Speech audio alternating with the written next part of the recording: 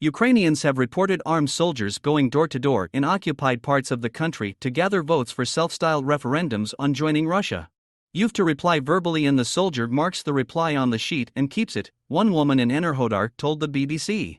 In southern Kherson, Russian guardsmen stood with a ballot box in the center of the city to gather people's votes. The door-to-door voting is for security, Russian state media says.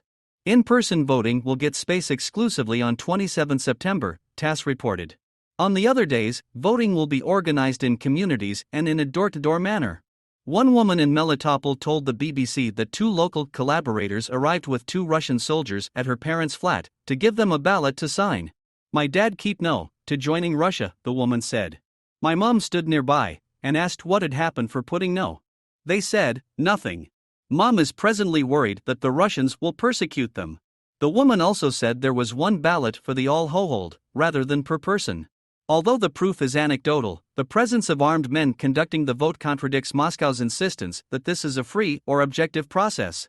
What Russia wants the votes in occupied Ukraine. EU must get seriously. Putin nuclear threats experts declare the self-styled referendums, taking space across 5 days, will authorize Russia to claim illegally for occupied or partially occupied regions of Ukraine as their own. In other words, a misleading vote on annexation, 7 months into Russia's invasion.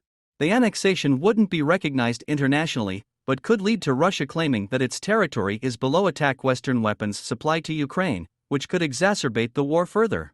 U.S. President Joe Biden described the referendums as a phony, saying they were a misleading pretext to attempt to annex parts of Ukraine by force in violation of international law.